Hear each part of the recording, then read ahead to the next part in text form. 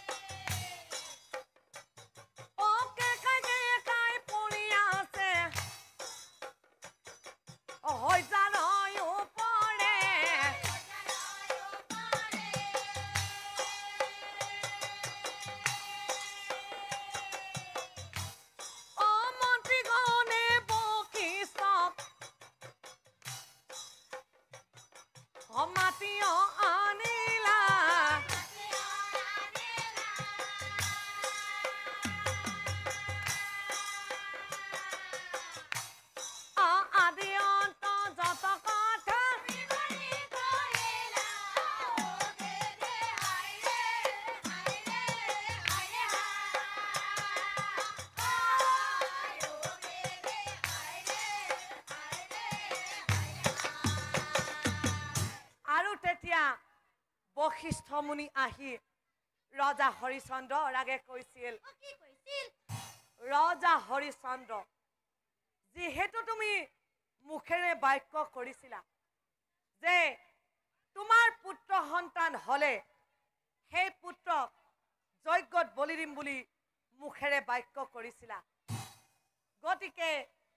বাক্যই হৈছে ব্ৰহ্মা গতিকে ব্ৰাহ্মণৰ শিশু এটি আনি তুমি তাক কৰা বলিদান তেতিয়াহে ৰজা তুমি পাবা পৰিত্ৰাণ গতিকে ব্ৰাহ্মণৰ শিশু এটি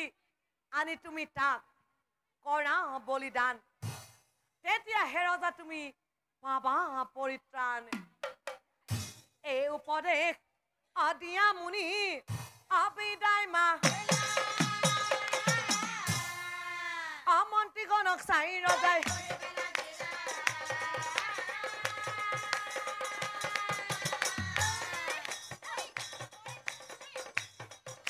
আমন্ত্ৰীগণক চাই ৰজাই জীৱন মোৰ বচোৱা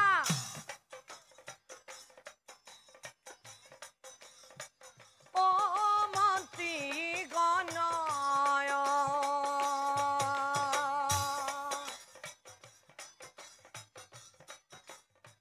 তোমালোকে মিলি অ মন্ত্ৰীগণ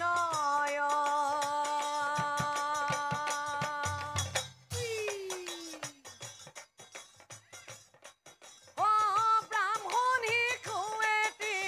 আনি মন্ত্ৰীগণ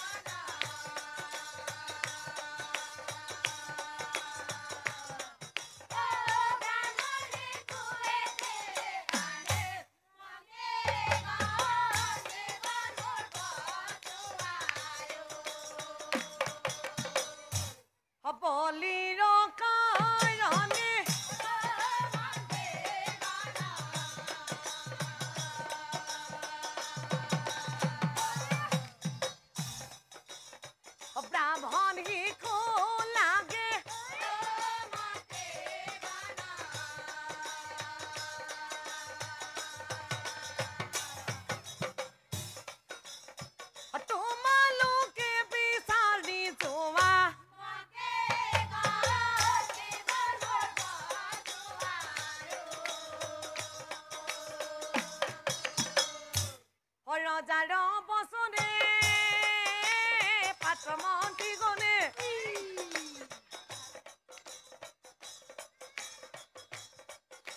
ব্ৰাহ্মণীক বিচাৰি পুৰে গাঁৱে গাঁৱে ৰজাৰ বচনে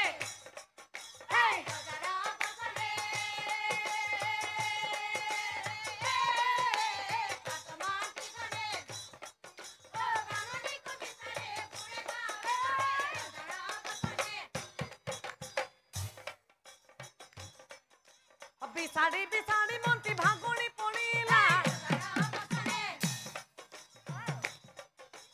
এক গাঁৱত গৈ মুনি উপস্থিত হৈলা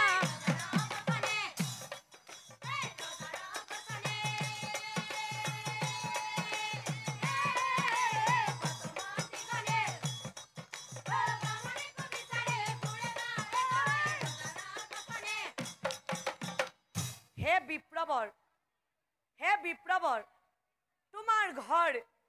তোমাৰ ঘৰ এইটোৱেই নে হয় মোৰ ঘৰ এইটোৱে এই যে দেখিছো ল'ৰা তিনিজন তোমাৰেই নে ঐ ঈশ্বৰ কিবা নামাৰে তুমিতো বহুত দুখীয়া হেৰা বিপ্ৰবৰ তুমি এই টোপোলাটোলৈ কলৈ যোৱা ভিক্ষা মাগিবলৈ হেৰা বিপ্ৰবৰ এই ভিক্ষা মাগি খোৱাতকৈ তুমি এটা